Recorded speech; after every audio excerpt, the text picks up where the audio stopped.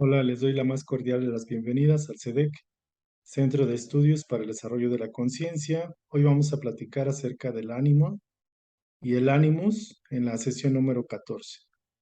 Este tema es muy importante ya que complementa el tema de la sombra.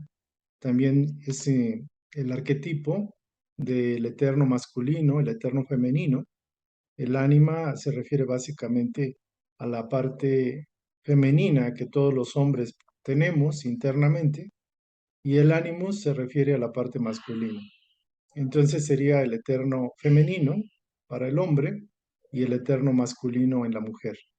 Estos dos elementos básicamente son arquetipos, es decir, son moldes originales, son elementos primigenios de los cuales se deriva propiamente el ánima y el animus, y siempre adoptando las condiciones culturales, la educación que desde niños hemos tenido, las experiencias con el sexo complementario, y esto es muy importante de entenderlo.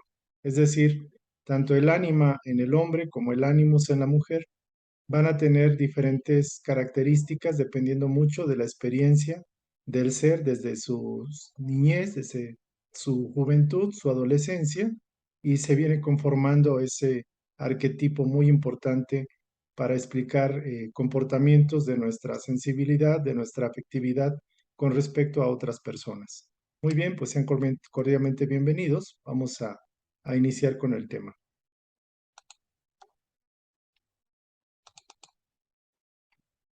Esta es la sesión 14 del ánima y el ánimus. Vamos a iniciar. Es importante recordar que la sombra, que es el aspecto del inconsciente, digámoslo así, central, tiene el mismo sexo que el individuo. Es decir, si uno es varón, la sombra tiene características masculinas o del género masculino, y en el caso del ánima y el ánimus es complementario, es decir, corresponde al sexo complementario, es contrasexual. En el caso de los hombres tenemos el ánima, que es la parte femenina, el eterno femenino, y en el caso de las mujeres tienen el animus, que es el eterno masculino. Es curioso que en un periodo de, digámoslo así, de enamoramiento, cuando nos enamoramos de otra persona, particularmente del sexo complementario, proyectamos el ideal de nuestra ánima, el modelo que tenemos internamente de lo que sería nuestro complemento a nivel, digamos, afectivo. Entonces, en el caso de que cuando nos enamoramos, particularmente proyectamos ese ideal de nuestra ánima, en el caso de los varones, lo buscamos en una mujer que tenga ciertas características que nos identificamos en la otra persona, nuestra ánima. En el caso de las mujeres sucede igual. La mujer, por ejemplo, tiene el animus, que es la faceta masculina, y va a buscar, va a encontrar y va a proyectar en varones particularmente el perfil de lo que tiene internamente grabado. Entonces, por eso cuando una mujer, por ejemplo, escucha a un hombre, le agrada, empieza a identificar que es el hombre adecuado, es la persona ideal, porque está proyectando en esa persona el perfil interno de su ánimos, de su faceta masculina. Entonces estamos buscando afuera o proyectando afuera lo que tenemos adentro. Entonces es importante remarcar que en todo ser humano, de hecho yo me preguntaba particularmente cómo, por ejemplo, todo niño y toda niña proceden de una pareja, proceden de una madre y de un padre. Es decir, un niño tiene parte de la madre, tiene parte femenina y también tiene parte masculina, preponderantemente la masculina, si es niño. En el caso de la niña, igual. Una niña no fue, digamos, generada únicamente por el aspecto femenino. Hay una participación masculina. Entonces, simplemente considerando ese aspecto de dónde procedemos, podemos entender de que no somos 100% masculinos ni tampoco 100% femeninos. Es decir, está como el yin yang. El yin tiene una parte blanca y un puntito negro, y la otra parte es negra y con un punto blanco. Es decir, que tenemos, digámoslo así, una faceta complementaria, contrasexual, por decirlo de alguna forma. Entonces, esa conciencia complementaria que mora en el inconsciente tiene cualidades tanto positivas como negativas, o lo que nosotros identificamos como negativo. Esas tendencias psicológicas femeninas y masculinas en el individuo es lo que llamaríamos ánima. En el término de ánima representa o significa alma, es el arquetipo de la vida. A eso se le llama el ánima y el ánimos es el arquetipo del sentido. Ánimos representa, significa mente en el lenguaje en latín, significa mente. Entonces, ánimos es la parte masculina de la mujer y que procura un sentido, le da un sentido al inconsciente, a lo que tenemos adentro, para poderlo proyectar. Ese es el propósito del ánima y el ánimos, que pretenden proyectarse hacia afuera, hacia el consciente, hacerse conscientes. Entonces es curioso que, por ejemplo, el hombre siempre busca en el exterior, proyecta en la mujer su arquetipo femenino, siempre va a expresar o va a buscar lo que le falta, igual en la mujer. Tanto el ánima como el ánimo son el puente necesario para integrar el contenido del inconsciente al self, al yo soy, al yo mismo, al sí mismo, a lo que realmente uno es como conciencia plena. Estos elementos son arquetípicos, son elementos que proceden digamos, de los moldes primigenios, originales, y de alguna forma decía yo que se van, digamos, condicionando, van adquiriendo características o atributos, particularmente en la niñez, desde como somos bebés, cuando tenemos vinculación con las facetas femeninas, como puede ser la abuela, particularmente la madre, o alguien que haga las veces del rol femenino en nuestra vida, en nuestro desarrollo.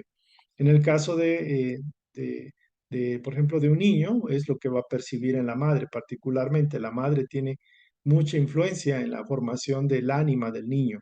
En el caso de una niña, por ejemplo, el padre o el abuelo pueden tener y tienen mucha influencia en la conformación del ánimos de la niña, en este caso. Entonces vamos a empezar a percibir que existen hombres que tienen una tendencia a, digamos, desarrollar, se esfuerzan en presentar un fenotipo, un tipo muy masculino, con músculos muy marcados, con barba, con una faceta muy masculina. Y es curioso que digo, no es que sea malo, realmente eso sucede. Existen personas del sexo masculino que quieren exacerbar sus atributos masculinos.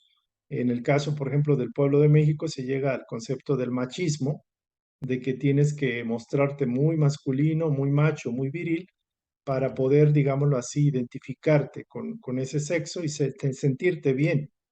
En el caso de un hombre que se considera fuerte o que quiere desarrollar en exceso la manifestación de su masculinidad, esta persona, por ende, está muy apegado al aspecto, al aspecto externo de su imagen. Es decir, le va a importar cómo lo perciben los demás, cómo se percibe a sí mismo. Puede haber un sentido egocéntrico, que es muy común. La parte femenina de este individuo básicamente se queda adentro, queda relegada en el inconsciente, queda, digámoslo así, oprimida, bloqueada en la parte interna, y curiosamente el hombre se vuelve propiamente esclavo del exterior, es decir, eh, el pago que tiene que hacer por negar su feminidad de alguna forma, su parte femenina, se va a ver envuelto y atrapado en lo que sería el plano externo, la faceta externa de la vida, en detrimento de su interno, de su inconsciente, particularmente de su ánima. Entonces el hombre se va a ver influenciado por su ánima reprimida. Al estar reprimida, al estar suprimida o al estar bloqueada, el ánima en algún momento va a salir, va a estallar y ese hombre, esa persona va a presentar emociones irracionales en algún momento dado. Yo vi el caso de una persona que era un hombre muy musculoso, que, o sea, tenía un cuerpo súper musculoso, tenía el cabello largo, el barba y todo ello, y hacía muchísimo ejercicio. Y no recuerdo el nombre de ese personaje en la televisión o en YouTube, pero lo cierto es de que esa persona Después, inmediatamente dijo, es que me di cuenta de que quería yo exaltar mi machismo, mi masculinidad, porque tenía una parte mía que la siento muy presente, que es mi parte femenina. Entonces ese hombre lo que hizo, en poco tiempo prácticamente cambió y dejó que sus músculos se hicieran flácidos, tomó una faceta, una fisonomía más femenina, de hecho se dejó el cabello muy largo, los rasgos fueron más afilados, más finos, más femeninos, y se cambió el nombre, se cambió la personalidad. Es decir, esa persona dijo, bueno, yo quería proyectar, eh, encubrir mi sensibilidad, pero me di cuenta que no podía, dice. Y esa persona decía que sentía que vivía en el cuerpo equivocado. Esto quiere decir que fue un impulso tremendo de su ánima, porque estaba completamente reprimida y fue una forma demasiado brusca, demasiado fuerte de proyectarse hacia afuera. Pero bueno, suele pasar. En el caso del hombre, esto es muy común, o sea, nos enseñan desde niños a que tenemos que jugar con carritos y todo ello, jugar con la pelota y que si juegas con la muñeca con tu hermana, pues te dan de golpes o te maltratan emocionalmente o te descalifican. Entonces hay una cultura netamente machista mexicana, en este caso particular del país, y a nivel Latinoamérica. Digo, las personas se nos impulsa a que tenemos que ser más racionales los varones, más mentales, más bruscos, más violentos, más agresivos, por ejemplo. Entonces, en el caso de la mujer, por su naturaleza más sensible, es más capaz de conocerse internamente, o sea, intuitivamente es capaz de comprender sus impulsos, de comprender inclusive ciertas facetas masculinas que puede tener o puede llegar a manifestar por la necesidad de sobrevivencia, la necesidad de proteger a sus hijos, etcétera. Ella como mujer es más proclive a la reflexión, tiene más capacidades en un momento dado de deliberar, de pensar por sí misma y de autoconocerse. Logra autoconocerse a sí misma, puede comprender más fácilmente el rol de su esposo, por ejemplo, y tiene la capacidad de interactuar adecuadamente con sus hijos. En estos estados de control, su ánimos de esta mujer en algún momento, por cuestiones de perder el control, puede expresarse a través de opiniones irracionales. En este caso, en el hombre, sus emociones son las que son irracionales, son emociones muy típicas femeninas de descontrol, irracionales.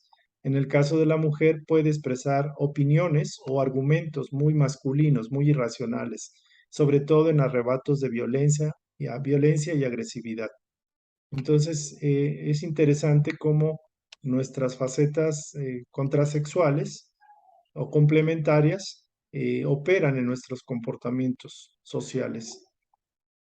Comentábamos acerca de que todo el proceso empieza en la niñez.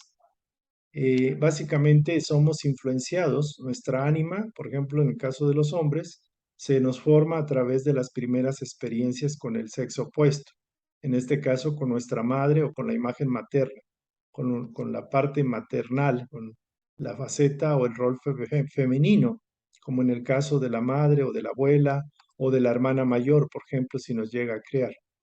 Entonces el hombre y la mujer llevan la imagen eterna de su contraparte. Esto ya la tenemos como un germen, o sea, está muy latente, muy marcado, muy manifiesto, que tenemos esa parte contrasexual en nosotros, en el hombre la parte femenina y en la mujer la parte masculina, pero se va desarrollando como un germen, va creciendo y se va conformando en base a nuestras percepciones, nuestras impresiones, las emociones que desarrollamos vinculándonos con el sexo opuesto. Las figuras internas las proyectamos inconscientemente en tipos humanos externos. Esto lo vemos, por ejemplo, en el caso del enamoramiento. Tendemos a proyectar, el caso del hombre, la mujer ideal. Tratamos de identificar patrones internos de nuestra psique femenina en otras mujeres externas. El caso de la madre y el padre, pues son como modelos primarios, son como los moldes en los cuales dependemos y básicamente empezamos a copiar y a estructurar. Si tenemos, por ejemplo, afinidad con la madre, en el caso del niño, vamos a internamente a tener como un patrón modelo que tarde o temprano, ya en la adolescencia, en la juventud, vamos a proyectarlo en otras mujeres. Y lo mismo pasa con la mujer, que tiene el modelo masculino y se fortalece con la imagen del padre. Entonces, si hay esa afinidad con el padre, pues va a proyectar modelo del padre en sus parejas, hombres o compañeros que pueda tener como parejas. Entonces es interesante cómo el rol de la mujer, el rol de la madre y del padre operan de manera predominante en la formación de la psique masculina, femenina del ser. El niño y su relación con la madre. Este es un tema súper interesante. Básicamente, la madre es la primera imagen que percibe el bebé, sea niño, sea niña, y va a desarrollar, va a tener un impacto muy fuerte.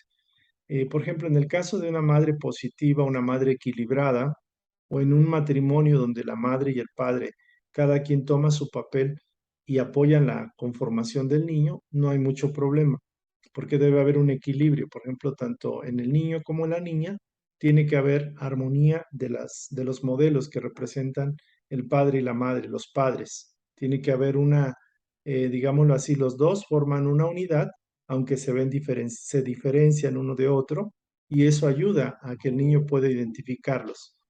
Y debe de haber amor, integración, etcétera. Pero ¿qué pasa cuando, por ejemplo, el rol de la madre es un rol negativo, un rol, digamos, ausente, o es un rol que daña, digamos, la sensibilidad del niño o de la niña? Vamos a tocar el caso, por ejemplo, del niño. Ahorita vamos a tocar el caso del niño con su relación con su madre. Como dicen por ahí, debe haber un equilibrio.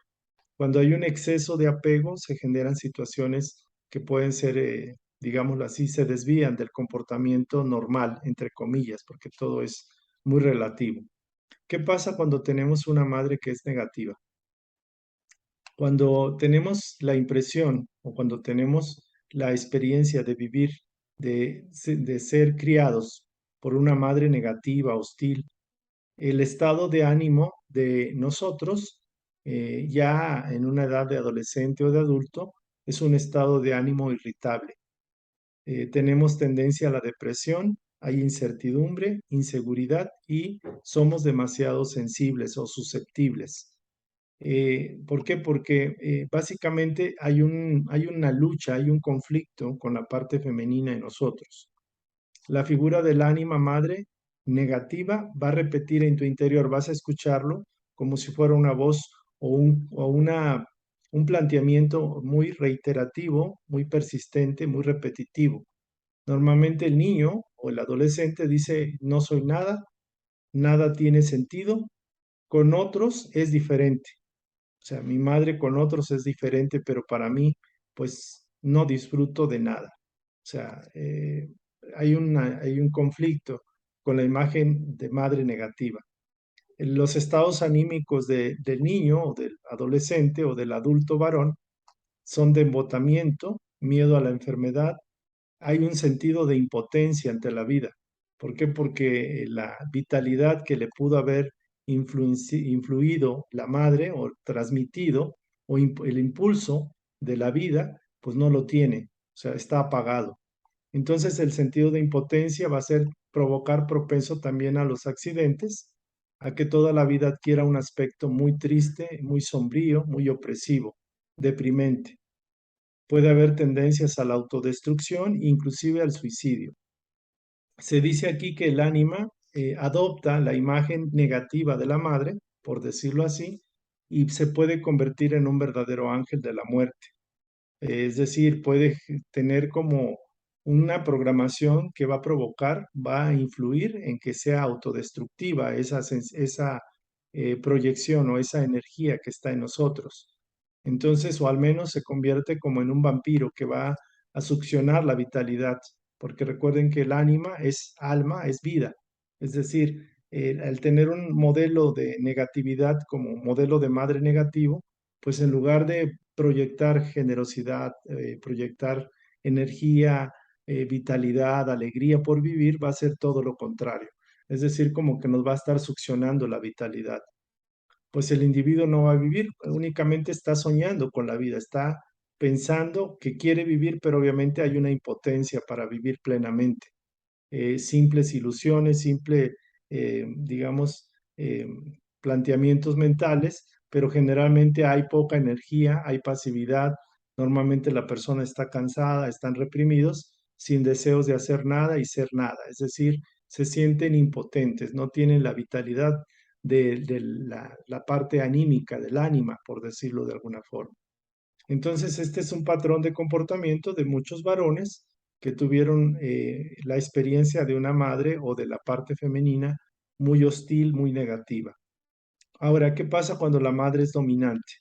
Puede haber el caso de una madre que es manipuladora, que es dominante y que quiere controlar a los hijos desde pequeños. No les permite crecer, los oprime, los mantiene como una propiedad, como un objeto. Normalmente el patrón del ánima es muy necesario, porque el ánima es como lo que da vitalidad a la energía, la alegría. Entonces, en el caso de una madre dominante, puede ser una madre manipuladora, controladora, que ilusiona, que seduce, que controla, pero coacciona la libertad del otro. Es decir, entreteje una malla, una ilusión en el niño, en el adolescente, y lo controla, lo manipula. Entonces, hombres que caen en ese juego, caen en esta situación o que han visto esa experiencia de una madre dominante, inconscientemente buscan caer en otra situación, en otra realidad. Buscan salirse o zafarse de esa experiencia, de esa situación. Y normalmente pues, muchas de estas personas, de estos varones, entran en un juego, digamos, pseudo intelectual, que normalmente es un juego destructivo. Es decir, eh, me voy a meter en mi intelecto, voy a empezar a ilusionarme, voy a tener diálogos pseudo intelectuales, me meto a leer libros, voy a filosofar, voy a intelectualizar acerca de la vida, voy a teorizar acerca de la vida, porque sé que en la parte filosófica o en la parte intelectual o en lo que es común meterme a los libros, al estudio, la madre no tiene capacidad para entrar. Entonces yo me refugio, caso de muchas personas, varones que no, por ejemplo, no buscan tener una pareja o tienen varias parejas y salen, digamos, saboteados o se sienten mal porque se casan con una mujer, luego con otra y con otra, y ellos son, les gusta mucho lo intelectual, ser eruditos,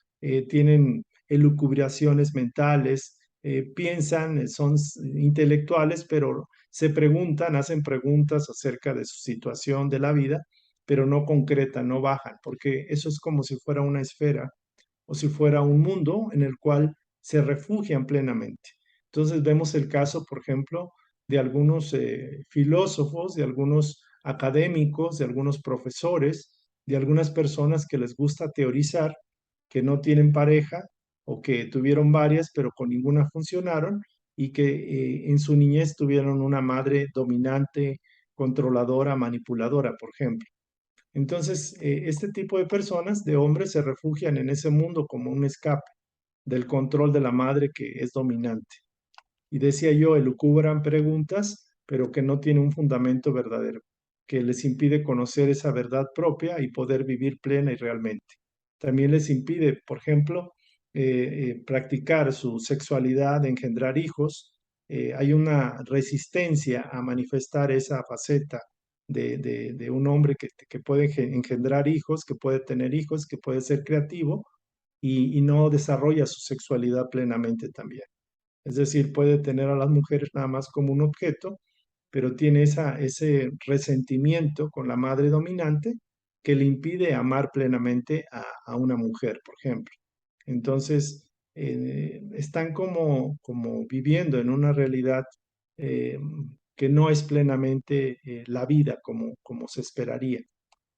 O sea, no tienen una familia armoniosa, no tienen una vida funcional, o sea, su sexualidad no está adecuadamente expresada y viven amargados, viven en ese mundo pseudo filosófico, pseudo intelectual o pseudo cultural. Este sería otro caso. Y vamos a irnos al tercer caso, que es el caso de cuando el hijo o el niño tiene un exceso de apego o de afinidad con la madre. Y la madre se convierte en un ser sobreprotector. Es como la madre que apapacha al hijo, el hijo sigue a la madre, inclusive puede rechazar la imagen paterna, tiene un conflicto con el padre y se convierte en un, digamos, fan de la madre. O sea, es el seguidor principal de la madre y hay un apego en demasía con la madre. En este caso, el niño puede transformarse en una persona afeminada porque tiene mayor preponderancia con la madre, rechaza al padre. Cuando ya es adolescente o adulto, puede ver a a las mujeres únicamente como objetos de placer sexual, eróticos, pero no tiene afinidad, no tiene como el afecto. ¿Por qué? Porque el modelo de la madre ocupa esa parte. O sea, tiende a idolatrar, a reverenciar a la madre, entonces las demás pues no cumplen el perfil. Entonces, este niño, al estar muy afeminado, al estar muy canalizado a la imagen materna, va a tender a copiarla o a imitarla. Y eso le va a provocar que la imagen masculina no la incorpore en su propia formación y eso lo va a hacer débil, lo va a hacer una persona incapaz de hacer frente a las dificultades de la vida. En ese sentido, este ser va a tener una ánima dividida que de hecho puede comportarse de dos formas completamente, digamos, disfuncionales, por decirlo de alguna forma. ¿Cuáles son las formas en las cuales reacciona un niño que tuvo una madre sobreprotectora y que él se apegó excesivamente a la madre? Al adorar a la imagen femenina, busca nutrirse, refugiarse y ser protegido por la madre. Inclusive a nivel inconsciente tiene una fantasía de regresar al útero materno. Es como algo que trae internamente y que por eso lo ancla muy profundamente con la madre. Ya vimos el síndrome de Peter Pan, que es como del joven que no madura, que puede tener 40, 50, 70 años, y es alguien como poco responsable o muy irresponsable, alguien que es como que quiere mantenerse eternamente niño o adolescente dependiendo de la madre y siendo protegido por ella. El síndrome de Peter Pan lo vimos en la sesión pasada. Es alguien que no madura, que no asume compromisos, que no quiere compromisos.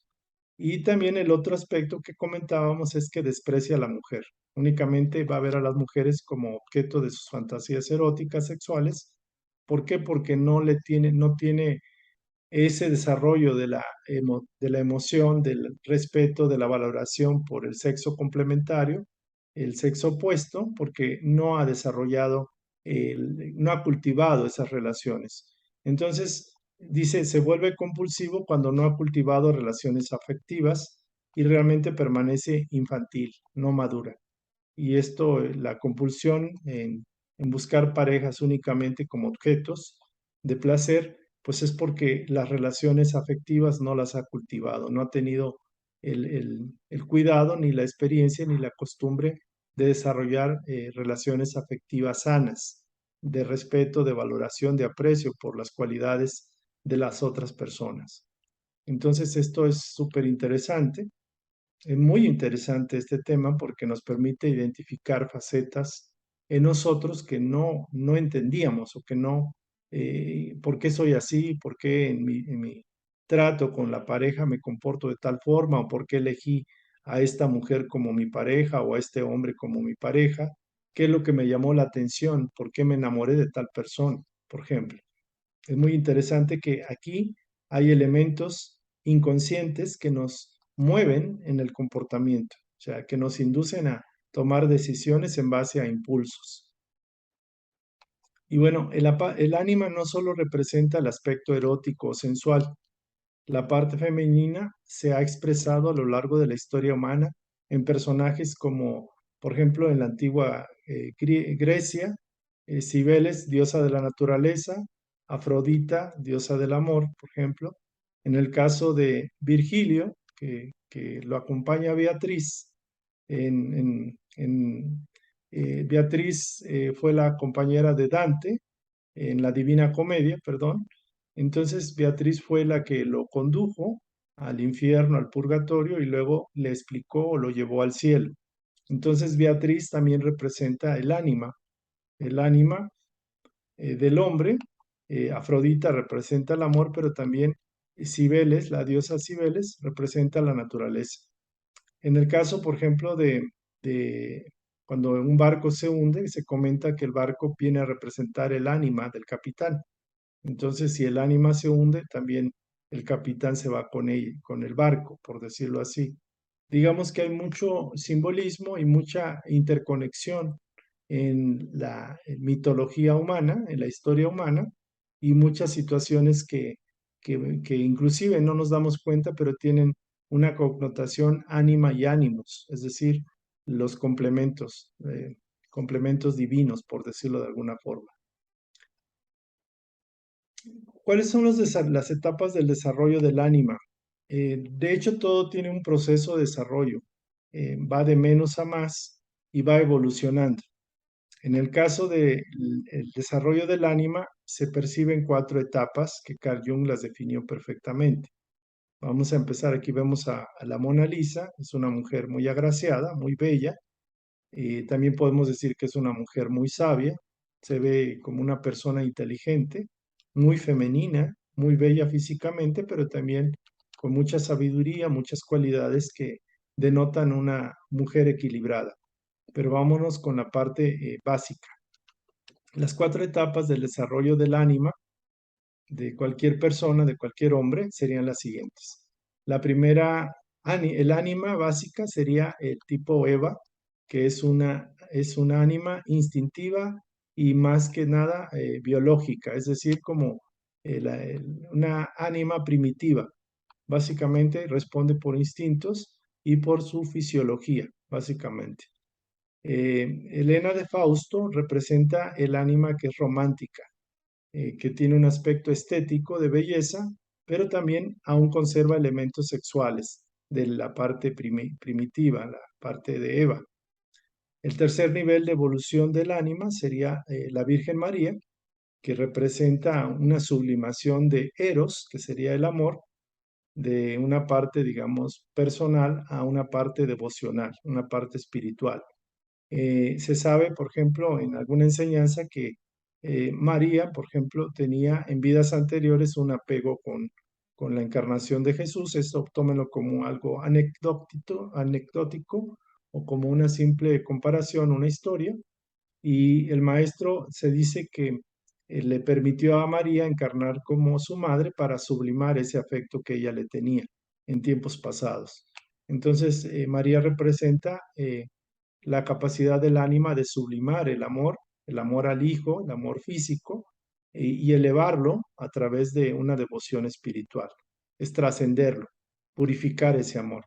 Y el último nivel o el nivel más alto del ánima, del desarrollo del ánima, por ejemplo, en el hombre, es el modelo de la sapientia, que sería como la parte de sabiduría, de hecho representa la sabiduría, que va inclusive más allá de lo sagrado y puro, que representa la sabiduría completa, la sabiduría integral, y esto lo está representando la Mona Lisa. Entonces son cuatro niveles de evolución del ánima. Sapientia sería la última, la más alta, que es como la parte femenina con atributos femeninos, pero marcadamente sabia, es una entidad sabia. Ahora vamos a pasar un poquito a cómo el hombre va integrando a su ánima o cuáles son los recursos o los mecanismos que tiene el hombre para integrar a su ánima. Aquí vemos a un joven que está pintando, está haciendo un cuadro, está pintando. Eh, ¿Qué es lo que se espera en el caso de los seres que estamos descubriéndonos y conociéndonos a nosotros mismos? Se espera que podamos tener la capacidad de autoconocernos, de conocernos a nosotros mismos, de percibir nuestros impulsos, nuestras ilusiones, nuestras fantasías, nuestras intenciones que son internas, que no están tan conscientes, no las tenemos conscientes, de nuestros sueños, de todo aquello que nos conmueve o nos mueve. En este caso dice cuando el hombre se toma en serio los sentimientos, los estados de ánimo, las expectativas y fantasías que le envía su ánima, y cuando los fija de alguna forma, ya sea a través de escribir, de pintar, de esculpir o componer musicalmente, cuando lo hace de una manera devocional, con cuidado, con deseos de conocerse a sí mismo y por largo periodo de tiempo, porque este es un proceso que no termina, el proceso de individuación se lleva a cabo. Es decir, cuando nos tomamos en serio, cuando hacemos caso de esos sentimientos, de esos impulsos, de esos estados de ánimo, de esas ilusiones, fantasías y todo lo que nos proyecta nuestra ánima, la parte femenina nuestra, y lo volcamos hacia afuera a través de la pintura, de la escultura, del manejo del barro, de las artes, de todo lo que es belleza, de la composición musical, del canto, inclusive de tocar un instrumento, de hacer un dibujo, de plasmar con pintura algún cuadro, y lo hacemos de manera devocional, o lo hacemos como con el deseo de exteriorizar lo que traemos adentro y por un largo periodo de tiempo, de manera constante, de manera continuada, de manera que nos gusta lo que estamos haciendo. De esa forma, el proceso de integración de nuestra ánima se va haciendo para conformar nuestro yo, nuestro ser. Entonces, esa mujer interior va a transmitir los mensajes vitales del yo. Es como el canal, es como el instrumento, como el representante de nuestro propio yo interior, de nuestro inconsciente. Entonces, es importante tomarlo en serio, tomarlo en cuenta y trabajar en esto. Entonces, para aquellas personas que quieren manifestar y proyectar su ánima de una manera más armoniosa, que lo que podría pasar si no tuviéramos conciencia o reprimiéramos esa faceta femenina, pues es mejor hacerlo de una manera canalizándola a través del arte, a través de la creatividad que podamos expresar, de las diferentes formas que tiene la vida, el plano. Hay un caso típico, es interesante este caso, a mí me pareció como súper curioso. William Sharp es un escritor, un poeta, eh, eh, de, creo que era inglés, era inglés o de la zona de la Gran Bretaña, de Inglaterra, de por ahí, Escocia, creo que era escocés. Él era escritor, poeta, ensayista, y él, una forma que tuvo para proyectar a su ánima, que aquí se ve manifestada en esta imagen, fue, él escribía con el seudónimo de Fiona, con Fiona MacLeod o MacLeod. Él escribía con ese seudónimo por mucho tiempo y lo mantuvo como oculto, eso. Entonces ella escribía como Fiona, Fiona MacLeod, y tenía una forma de expresar, por ejemplo, hablaba de la cultura celta, de la naturaleza, de muchas cuestiones de ese tipo, y escribía de una manera muy preciosa, muy hermosa. Era muy lírica, era muy poética. Bueno, él proyectaba como Fiona ese modelo de escritura y esa forma de escribir que parecía que era otra persona, otro ser, que era una mujer realmente. Entonces, él obviamente cuidó mucho su identidad y usaba Fiona MacLeod y también escribió poesía. Inclusive, él inclusive hacía cartas a Fiona y Fiona le respondía. Curiosamente, todo estaba en su psique, todo estaba en su inconsciente, pero fue una forma muy práctica de poder proyectar la creatividad y la parte femenina, que él se autonombró como Fiona. Y es interesante que otros escritores leían los escritos de William Sharp y decían, bueno, es que este estilo no me gusta, pero me gusta el estilo de Fiona. O sea, Fiona tiene más sensibilidad, tiene más como capacidad de proyectar el corazón. Y es curioso que era el mismo individuo, pero era una faceta diferente de él, que era su ánima. Entonces es súper interesante este caso, que es un caso real. Y bueno, para todos aquellos, digo, a lo mejor no vamos a ser escritores, pero de alguna forma se tiene que canalizar los impulsos y la creatividad de nuestra faceta femenina, en el caso de los varones. Y bueno, es interesante que el reto que tenemos de desarrollar la creatividad, la sensibilidad la intuición, la percepción interna y aflorarla, o sea, a través de las artes creativas, de las bellas artes, por ejemplo, se puede ir desarrollando y dándole un cauce a esa faceta interna femenina que de otra forma podría quedar bloqueada o podría generarnos situaciones de neurosis, esquizofrenia y situaciones muy complicadas porque no se le permite la expresión de ella. Vamos a hablar un poquito ahora de la mujer y su animus. La palabra animus significa en latín mente y mente propiamente le da un sentido. Si el ánima desarrolla las imágenes del interior, que es creativa, es generadora, el ánimo le va a dar sentido hacia el exterior, le va a dar un sentido a través de la parte más racional o más mental. Y es curioso que en la mujer desde pequeña, desde niña, el modelo que tiene del ánimos que va conformando es a través de la imagen paterna. Por eso se dice que es muy importante que tanto la niña como el niño pues tengan una vinculación o la hayan tenido muy adecuada con el padre y con la madre. Por ejemplo, yo conozco casos de mujeres que han tenido un conflicto muy fuerte o una ausencia de la imagen paterna y eso ha hecho mucho que su vida sea muy complicada en su relación con otros hombres ya cuando es mayor. ¿Qué pasa cuando hay afinidad con el padre? Pues bueno, se vincula su ánimos, se va conformando y va creciendo de manera armoniosa. Pero ¿qué pasa cuando hay un conflicto con la imagen masculina? Es como si tuviera esta niña, esta chica, esta preadolescente, un conflicto con su faceta masculina aquí. Y eso tarde o temprano va a conllevar sufrimiento. Entonces, por eso es importante esta parte. ¿Y qué es el ánimus? Que lo representa el padre. El ánimus es la personificación de todas las tendencias psicológicas masculinas en la mujer, tanto las positivas como las negativas.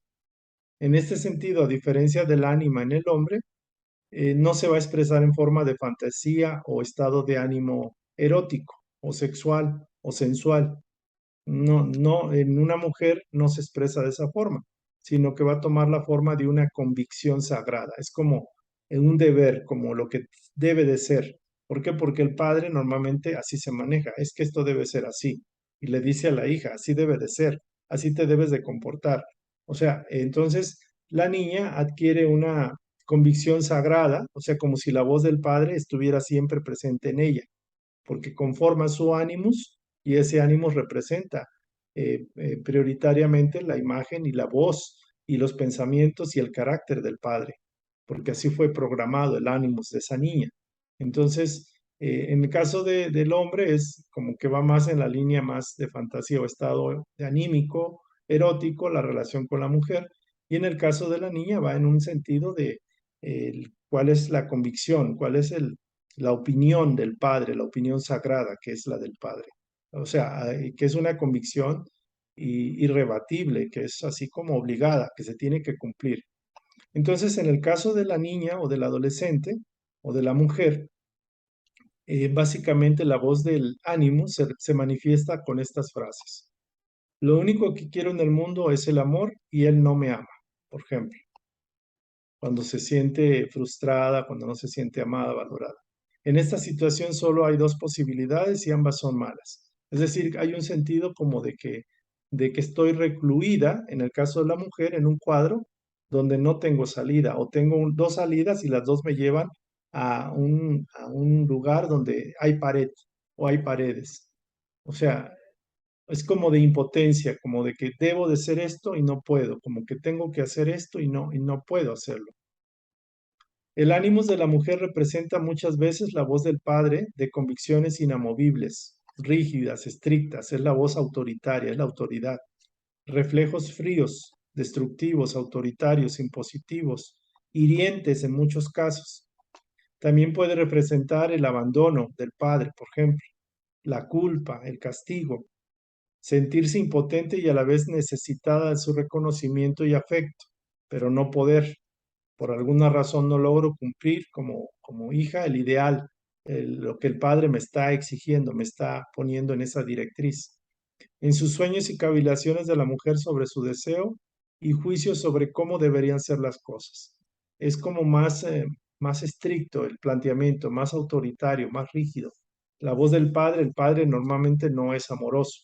El padre es como disciplinario, el padre es reglamentaciones, es como una voz autoritaria, una voz seca, una voz fría, una voz estricta, una voz autoritaria, inamovible, inconmovible.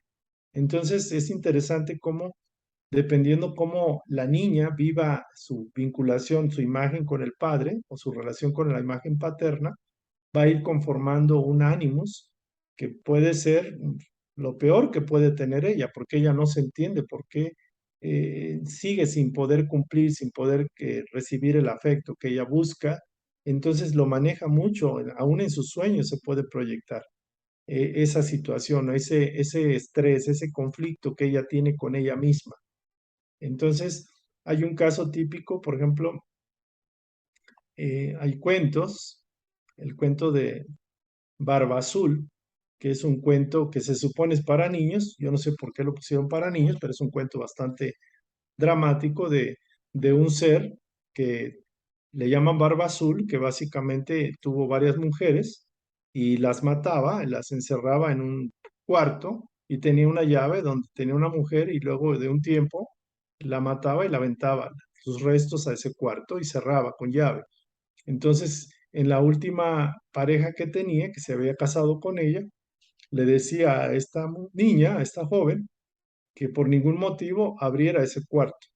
Obviamente, en un momento dado, ella le ganó la curiosidad y usó la llave, la encontró por ahí y la abrió y descubrió, digamos, osamentas y huesos de las mujeres anteriores que había tenido su esposo, Barba Azul. Y esto es algo simbólico, obviamente. No es propiamente un cuento para niños, diría yo, pero también este Barba Azul puede representar el ánimos de esta mujer.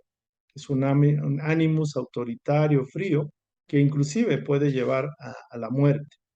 Puede haber un ánimos así en una mujer que la atormente, que la lleve por situaciones muy complicadas a nivel psicológico y conductual. Los reflejos fríos y destructivos de su ánimos pueden alimentar en la mujer actitudes destructivas secretas. O sea, ella puede tener a ese ser adentro, por decirlo así. De esta forma, si eso se desarrolla, su ánimos destructivo, frío, indolente, despiadado, alimenta en la mujer, propende que la mujer desarrolle actitudes destructivas secretas para ella, inclusive para los otros que la rodean. Por ejemplo, una esposa puede conducir a su esposo y una madre a sus hijos a enfermedades, accidentes o incluso a la muerte. Esto es un caso extremo, pero pues, suele pasar. Hay mujeres que han asesinado a sus maridos, han asesinado o abandonado a sus hijos o los han hecho sufrir, los han martirizado y no se explica psicológicamente la razón, pero puede decidir inconscientemente, por ejemplo, en el caso de una mujer que tenía a un hijo de 27 años, era una anciana, dice el autor de esto, que esa señora mayor le mostró la foto de su hijo cuando tenía 27 años, pero el hijo había fallecido, se había ahogado. Entonces la anciana le dijo a esta persona, dice, mira, este es mi hijo, pero prefiero que esté ahogado antes de que se hubiera casado con aquella. Es decir, una madre inconscientemente puede tener ese sentido de pensamientos fríos de posesión. Entonces, que los hijos varones no se casen, dice, lo prefiere ahogado antes que entregarlo a otra en matrimonio, por ejemplo.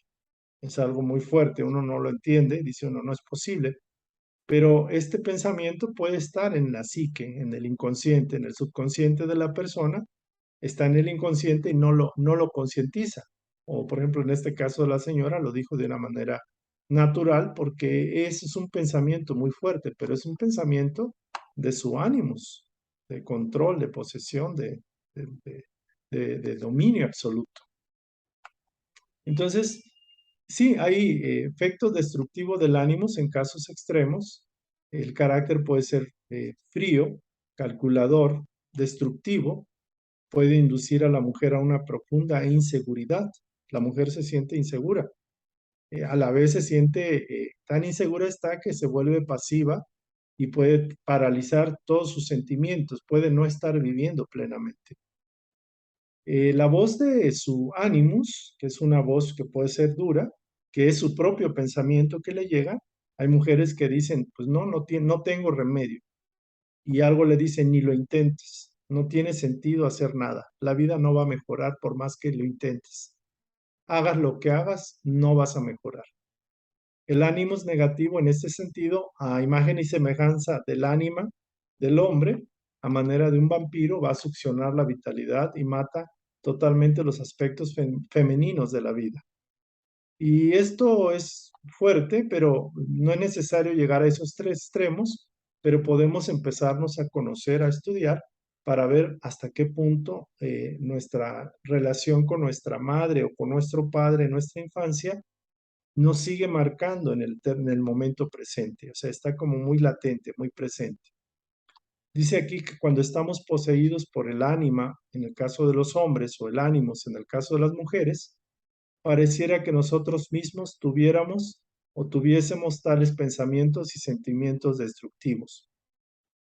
El ego puede llegar a identificarse plenamente con ellos y solo se va a librar de esa posesión. Cuando logre liberarse de esa posesión, se va a poder dar cuenta de la tremenda situación psicológica, conductual en que estaba. Brutalidad, imprudencia, charla vacía, ideas malvadas, obstinadas y silenciosas son manifestaciones, en este caso, del ánimos negativo para la mujer, por ejemplo. Son rasgos masculinos del ánimos muy fuertes, eh, pero que, bueno, la mujer lo tendría que identificar. Y en el aspecto positivo, tanto uno como en el otro, tanto el ánima como el ánimos, realmente pueden ser colaboradores nuestros. Es decir, si lo sabemos canalizar, si nos podemos diferenciar de ellos, si podemos identificar qué es nuestra faceta contrasexual o la faceta complementaria, al podernos diferenciar de ellos, podemos identificarlos y podemos mantenernos, digámoslo así, salvos, por decirlo de alguna forma. En el caso del aspecto positivo, es necesario irlos integrando, irlos proyectando a nuestra conciencia externa. Tanto el ánima como el ánimo son el puente o el medio para complementar el self, o sea, el yo, el sí mismo, el mí mismo. Pueden ser y son compañeros inseparables nuestros y pueden y se pueden convertir en los mejores aliados en nuestro proceso de integración, de complementación, de individuación. También en su aspecto positivo tenemos la iniciativa, el coraje, el valor, la objetividad y sabiduría espiritual. Este es el caso particular del ánimos, que son facetas masculinas, por decirlo de alguna forma, que ayudan en la conformación y la fortaleza de la mujer. Por ejemplo, una mujer con iniciativa, con capacidad de administración, de planear, de ejecutar, que tiene valor y coraje, que es objetiva, no subjetiva, logra una sabiduría espiritual muy práctica y eso le ayuda en cualquier situación. O sea, una mujer con sabiduría, con coraje, con valor, con objetividad, con fortaleza, es una persona sabia, es una mujer muy sabia, que es lo que llamaríamos el arquetipo de la mujer, digamos, más plena en la cuarta etapa, en la etapa de evolución.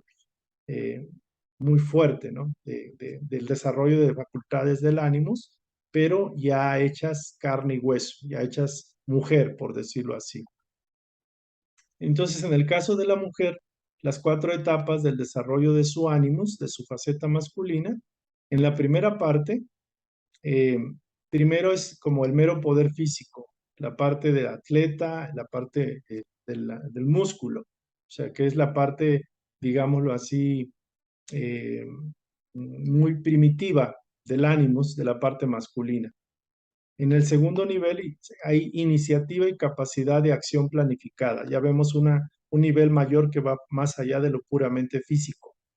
Tiene la capacidad mental de tomar iniciativa, de tener voluntad para tomar esa iniciativa y planificar algo de manera previa, con orden, con equilibrio. En el tercer nivel es el ánimos, se convierte en la palabra, que es como la parte más, digamos, del poder de la palabra, que sería, por ejemplo, un caso de un profesor o un clérigo, que tienen la mente y usan la palabra, usan la capacidad de expresión, de la inteligencia, del conocimiento. Y en el cuarto nivel, la encarnación del sentido como tal. Decíamos que el ánimo representa a la mente y representa también el sentido. Es la encarnación del sentido donde ya es un mediador de la experiencia religiosa, la experiencia espiritual, y la trasciende igualmente. La lleva hacia arriba, la lleva hacia la sabiduría, hacia el conocimiento y hacia la conciencia, mediante la cual la vida adquiere un significado nuevo. La conciencia despierta, la conciencia sabia, la conciencia luminosa, trasciende la parte religiosa, la experiencia religiosa, y le da una connotación muy potente, muy elevada. Entonces, a semejanza del ánima, el ánimos tienen elementos, digamos, paralelos, que van más o menos de menos a más. Van de la parte puramente fisiológica o física a la parte ya más elevada del intelecto, de la mente y sobre todo del espíritu. Ya es como un nivel muy desarrollado.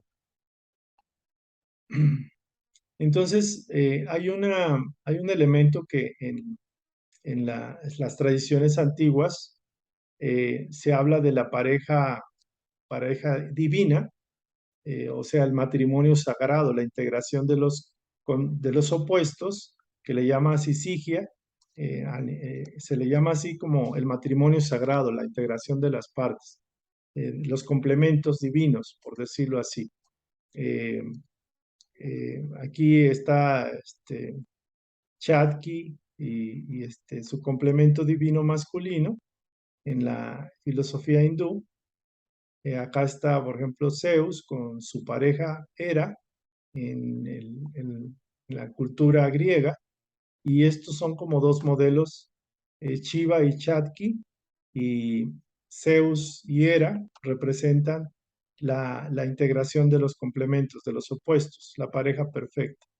Esto es algo simbólico, obviamente, representa como la integración del ánima y el ánimus, o sea, la integración del hombre o del hombre con su ánima y de la mujer con su ánimus, es como la integración de los complementos, de los contrasexuales, de los opuestos, para conformar una unidad perfecta, un híbrido perfecto. Dirían por ahí un híbrido santo, un híbrido equilibrado, un híbrido que integra la faceta masculina con la femenina de manera perfecta, de manera armoniosa, que ya no hay conflicto, ya no hay lucha, ya hay integración. Entonces, es interesante el tema. Ahora, vamos a pasar a una parte interesante que tiene que ver como recomendaciones para manejar adecuadamente esta lección, esta enseñanza. Los sueños son sumamente importantes porque es el escenario donde se plasman nuestra sombra, donde se plasman los impulsos de nuestra ánima o nuestro ánimus, y en un sueño podemos ver como un esquema de nuestro propio conflicto interior. O sea, en un sueño puede ser dramático, puede ser temeroso, puede generar miedo, pero realmente el sueño es la forma en la cual se proyectan nuestros impulsos y todos las energías y todas las fuerzas que ahí operan. Entonces, cuando empezamos a comprender, empezamos a escribir o a dibujar o a pintar, vamos a amplificar el contenido. Por ejemplo, en el caso de un sueño, puede ser un sueño arquetípico, que es un sueño muy profundo, muy fuerte, o un sueño que se repite muy seguido, que tiene una connotación muy profunda, o sea, tiene una raíz muy profunda. Cuando nosotros lo intentamos traer a la conciencia, al comprenderlo, al revisarlo, al escribirlo, al dibujarlo, al pintarlo, vamos a amplificar su contenido y lo vamos a traer a la conciencia externa, a la conciencia plena. Entonces, en esa medida que estemos trabajando con el material inconsciente, lo vamos a hacer más consciente y lo vamos a poder manejar. Es decir, se sabe que cuando hacemos esto, una pesadilla o un sueño repetitivo, reiterativo, va perdiendo fuerza porque ya se está vaciando, ya se está expresando acá afuera. El ánima es el arquetipo de la vida, eso lo debemos recordar siempre. O sea, el ánima en el hombre es el arquetipo de la vida y el ánimus en la mujer es el que le da sentido. Es decir, el ánima da nacimiento, es como la madre, es la parte femenina, que genera las imágenes de la psique, traídas desde el inconsciente. mientras que el animus es el que le va a dar sentido en la conciencia, en la parte externa, en el mundo exterior. Cuando nosotros empezamos a reflexionar acerca de todo lo que somos, tanto internamente como externamente, pero sobre todo en nuestro mundo interior, que es un mundo muy real, ahí el ánima es un arquetipo real que tiene vida propia, o el animus también, tiene vida propia, tiene inteligencia propia, tiene impulsos y tendencias propias. Cuando nosotros empezamos a meditar, por ejemplo, o a reflexionar o a tratar de entender esos contenidos inconscientes, vamos a podernos reconciliar y llegar a la curación, a la sanación. La palabra meditación se refiere básicamente al esfuerzo de reflexionar con nosotros mismos, de tratar de entendernos, de tener un diálogo interno con nosotros mismos, de reflexionar, analizar y sobre todo percibir y aceptar los contenidos del inconsciente. Eso nos va a ayudar a curar de nuestras situaciones que pueden ser fobias, pueden ser desequilibrios psicológicos, emocionales, conflictos con nosotros mismos y obviamente los conflictos con los seres que están a nuestro alrededor, con nuestras parejas, con nuestros padres, con nuestros hijos, con nuestra forma de vincularnos con los demás.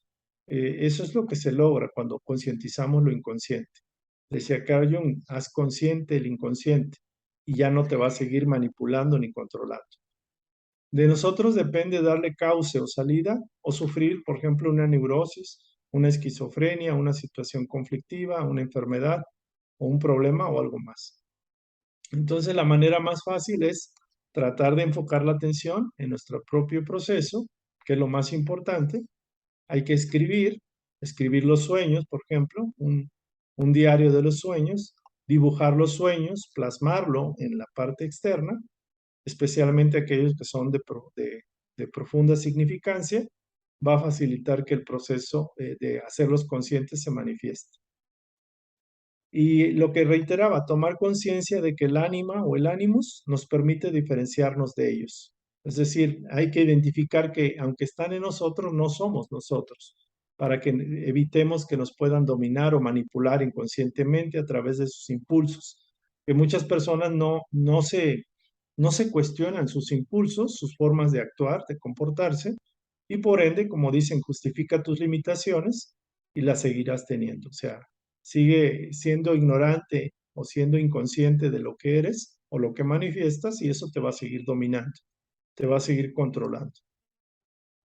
Y bueno, básicamente es el tema que queríamos tocar el día de hoy.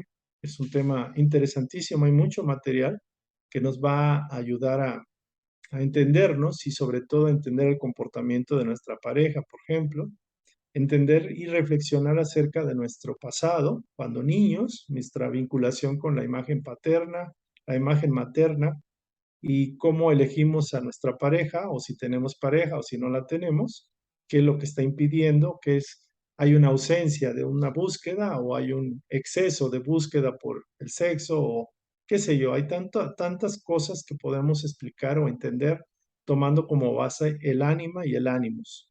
Vamos a pasar a una última parte. Esta parte sería la parte de la individuación, que es el hombre pleno, el hombre completo, la conciencia integrada.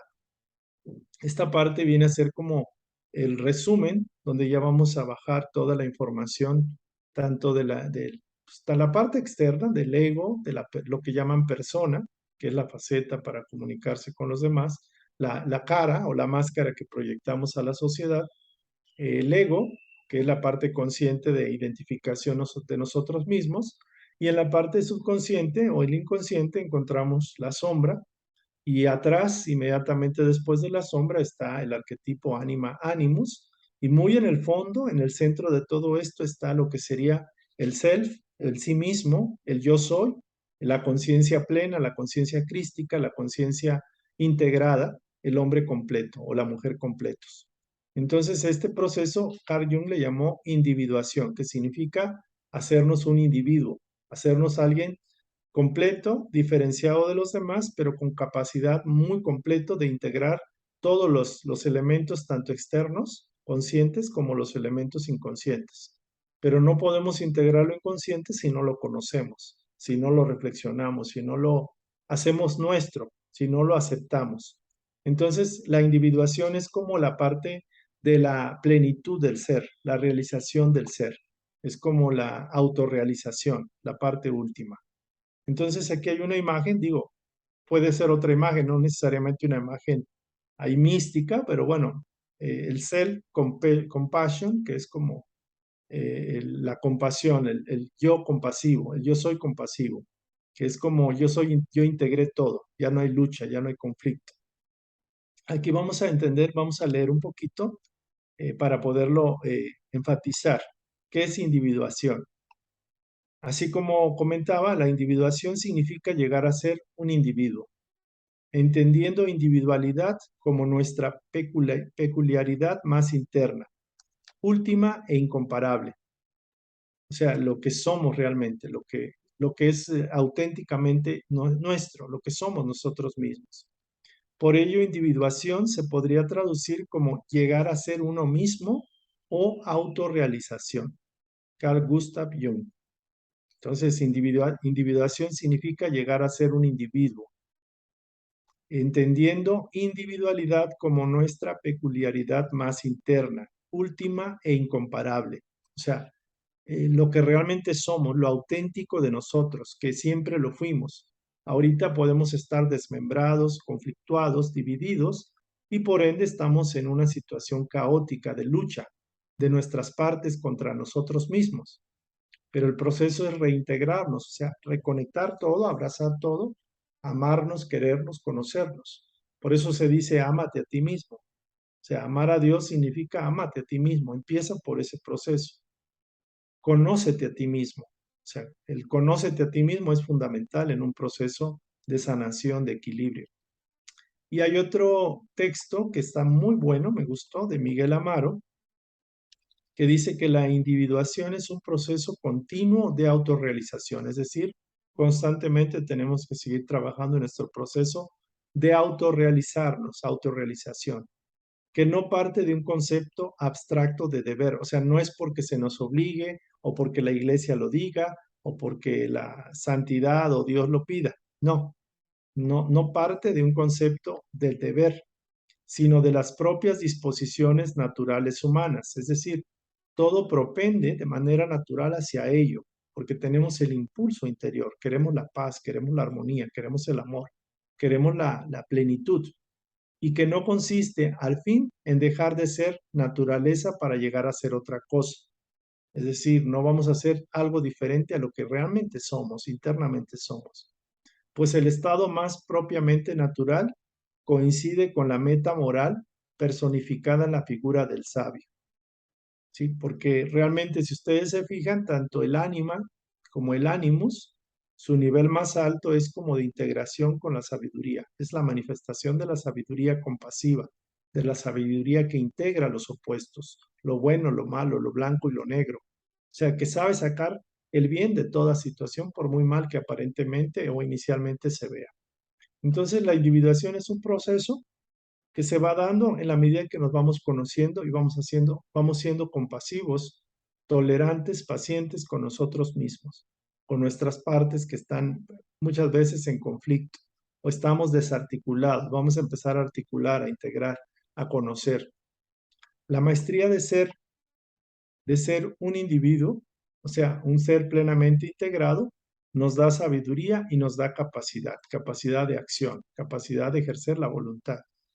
Se sabe en lenguajes esotéricos que hay las tres cualidades, que está la faceta del amor, que puede estar representada por el ánima, que tiene esa tendencia, la faceta de la voluntad representada por el animus, que le da el sentido, que es la parte, digámoslo así, más racional, por decirlo de alguna forma, y la sabiduría, que sería lo que está en medio. Entonces, la maestría de un ser, de un individuo que está plenamente integrado, nos da la sabiduría. La sabiduría nos integra las partes, nos complementa. Y la sabiduría nos da capacidad de ser eminentemente poderosos y creativos. La individuación nos sitúa fuera del alcance de los enredos emocionales y los impactos violentos de la vida. La individuación nos sitúa fuera del alcance de los enredos emocionales y los impactos violentos de la vida. Eso lo dijo Carl Jung.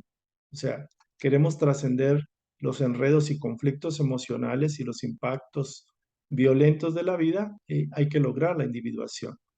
Entonces, hay tres pilares de la individuación, que son como los elementos que se sugieren practicar, desarrollar, son como los trabajos para el logro de la individuación. El primero, hay que aceptarse plenamente a uno mismo. Hay que aceptarse tal cual uno es, porque es amarse, hay que amarse a uno mismo. El segundo, a través de eso, logramos aceptar y amar a los otros. Pues logramos respetarlos, logramos quizás no comprenderlos, pero somos pacientes, tolerantes, compasivos con ellos. Entonces es la aceptación de los otros. Y el tercer punto o pilar para la individuación plena es establecer un objetivo hacia el que apuntar en la vida, hacia el cual hay que apuntar en la vida. Hay que establecer un objetivo. Esto va muy de la mano con el proyecto, el modelo del ideal, el ideal espiritual del que hablaba Edgar Cayce, que hay que establecer un ideal en la vida, un ideal espiritual. ¿Cuál es el sentido de mi vida? ¿Cuál es el objetivo que tiene mi vida? O sea, primero voy a aceptarme a mí mismo, voy a conocerme, voy a amarme. Segundo, voy a poder aceptar, conocer y amar a los demás porque ya empecé conmigo. Y el tercero es cuál es el sentido trascendental que le voy a dar a mi vida, cuál es el objetivo por el cual mi vida va a tener ese sentido. O sea, va a tener un sentido que le va a dar plenitud a mi vida, le va a dar un objetivo propio, un sentido, le va a dar como una trascendencia a mi existencia. Entonces serían los tres pilares. Y todo esto se resume en la siguiente pregunta, que es una pregunta central para la concientización, para el logro de la individuación, y es la más importante y determinante de todas. Esta pregunta es, ¿cómo estás cumpliendo con tu tarea vital, tu razón de ser, el sentido y propósito de tu existencia? ¿Cómo estás cumpliendo con tu tarea vital, o sea, tu tarea de tu vida, tu tarea más trascendental? eh, ¿Cómo estás cumpliendo con tu razón de ser? ¿Cuál es el sentido de tu ser? El sentido y el propósito de tu existencia. Entonces, uno tendría que preguntarse esto.